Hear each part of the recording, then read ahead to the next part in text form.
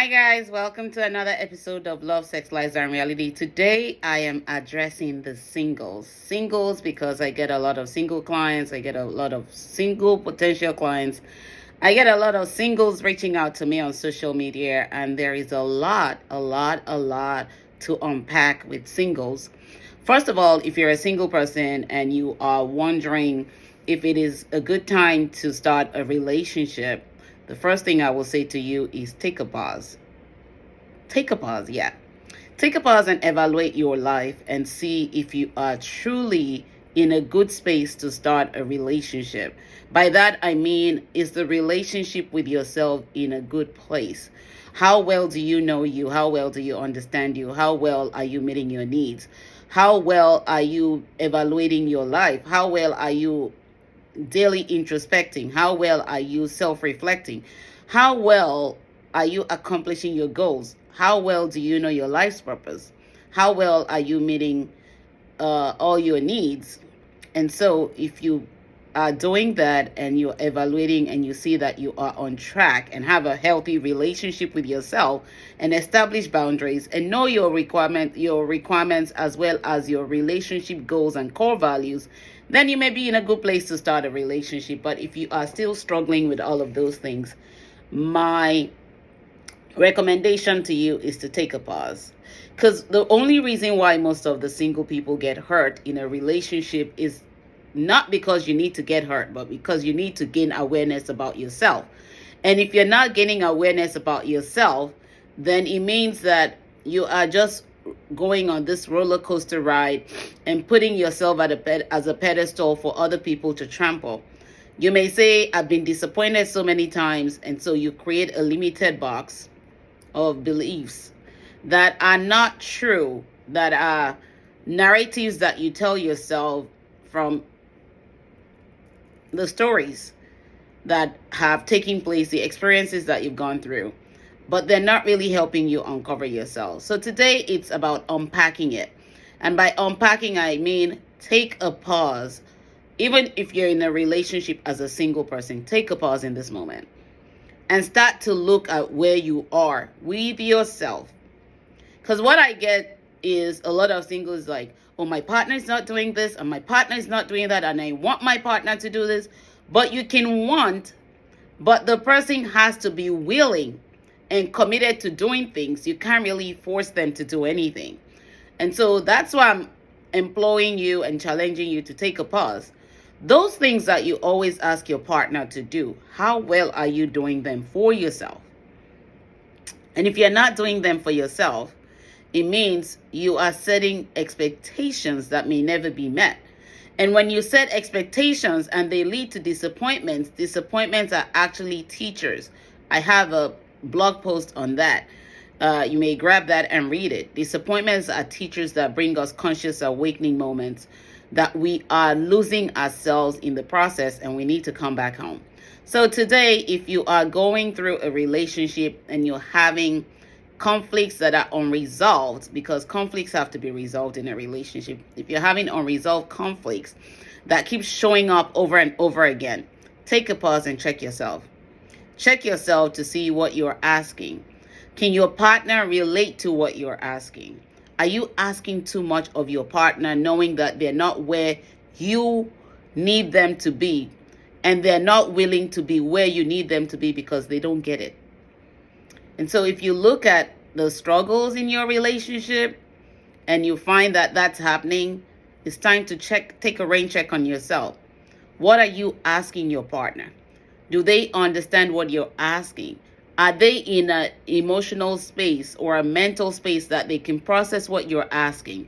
Are they in a place where they are grown enough to understand what you're asking? And so if you evaluate that, you alone will get the answer that you need. Nobody can give you answers. Coaches are not meant to give you answers. Coaches help you find answers and uncover the roadblocks in your path so that you can accomplish your goals and forge ahead in life to become the best version of yourself. And so I'm imploring you and challenging you today to take a pause and evaluate those things. And so if you're also single and you are not dating yet, but you have a desire to date, What are those experiences that you have gained? What are those lessons that you have learned from previous relationships? How have you applied those to your life? Because if you're not applying them, it's very easy that you repeat patterns and find the same people, the same type of relationship reoccurring, because you are not applying the lessons that you've learned to your life. And when you do not apply the lessons, you will repeat patterns, and your patterns will become habits, and the habits will become a lifestyle, and nothing changes, and you will keep shift blaming on other people that you meet without taking a rain check on yourself.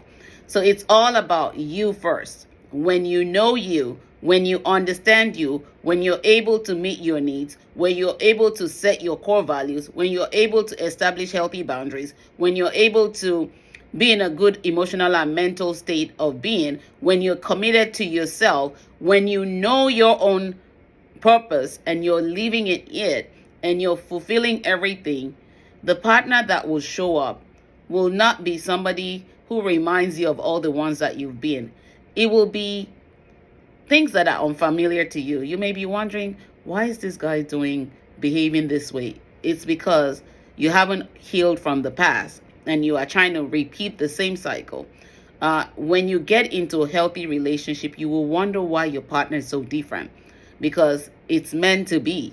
It's not like all your experiences. It's meant to be a different experience, because every person you date is unique.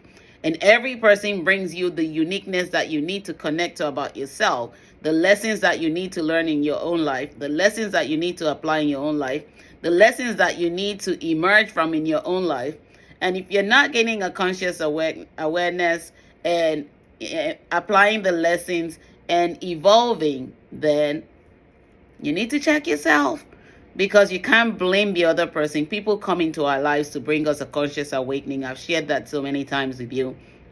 And I've also documented that in Being Single, which is, if you are single and you have a fragile state and you're finding yourself repeating purposes, that's a great book for you to grab and start learning about what you need to do to become whole in your own space. And when you become whole, it becomes easier for you to attract the partner that you need, that will complement you, that will be committed to you, that will be in alignment with your core values, that will be in alignment with your life's purpose, that will be in alignment with certain things that you will do. Remember, they're going to have to be their own person. You can't change that person. So if you're trying to change somebody right now, it's not going to work. You weren't created to change anyone. Only God can do that work. And that's the truth. That's the truth and the reality and the beauty of it all. Only God can. And even if you dated someone in the past and they show back up and you think, oh, they've changed, maybe it's time to give them another chance. Maybe it's time for them to give you another awakening that you may not be gaining yet. And I'm really serious about this, because I really want singles to really get the message. It's not about the other person first. It's about you. You cannot give what you don't have. You cannot love anyone from a place of pain, including yourself. That's a quote from Beyond the Pain, my book, Beyond the Pain. And if you're trying to love someone from a place of pain and think that they can bring you healing to the pain they don't know anything about, you may be inflicting pain on them. You may be nagging them for the wrong reasons. You may be trying to push them to do things that they're not really committed to doing in their own life yet. And you may be bringing yourself more pain in that instance. And so take a pause. Look at where you are with yourself. Ask yourself, what do I need to do in my own life first? Because when you find yourself, when you know yourself, when you understand yourself, when you're meeting your own needs, when you're emotionally and mentally stable, when you're emotionally and mentally mature, when you're financially okay, when you are spiritually okay, when your wheel of life that contains all that is balanced, when somebody shows up, you will know this is the unique one that you need to be with. And let yourself, as a single person, whether male or female, know you first. Because the relationship you have with yourself is what sets the pace for every other relationship you will have. And if the relationship with yourself is not great, you're going to attract people that will bring you that awareness and say, hey, it's time to wake up. It's time to work on you because you're not there yet. And it's okay not to be there yet. It's not a bad thing not to be there yet. Because you're not running a race. You're on a journey. The journey has processes and phases that you have to go through to get to where you need to be and evolve to another level of self that you are yet to understand and discover. And so the more you do the work in your own life, the more you make your broken become beautiful and allow God to work on you. Because when He works on you first, your partner will come and see the work that has been done in your life. And if they're not meant to be the one, they will let you know, I see this good work here.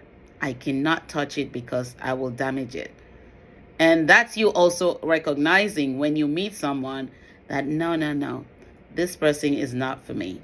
I can see the red flags and I know I should not be venturing here. You're not running on emotions. You have mastered your emotions and not allow your emotions master you.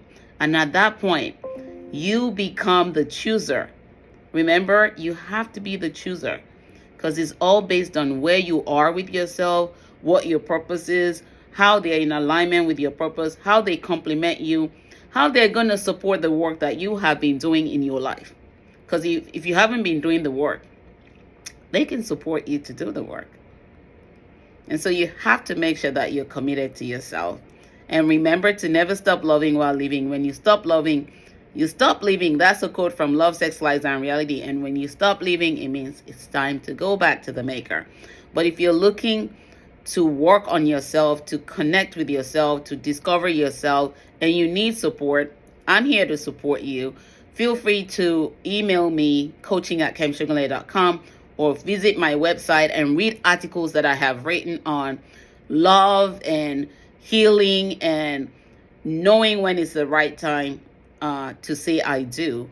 And those things will help you get to where you need to be as you start doing the work and evaluating and self-reflecting daily and introspecting and committing to yourself, because the commitment you have to with yourself is what will allow you to see how somebody else can commit to you. You are the CEO. You are the one who needs to evaluate the people that are coming into your life and test every spirit. And if you're not testing every spirit, then it means you're putting out yourself to give your power away, to lose yourself and become a slave in your own life, then become the master of your own life. Remember, you are in charge, and what you do will significantly change the trajectory of your life, either for the better or for the better. But always aim for the better, because the better will lead you to becoming the best version of yourself. Until next time, talk to you soon. You have a great weekend. Take care. Bye-bye.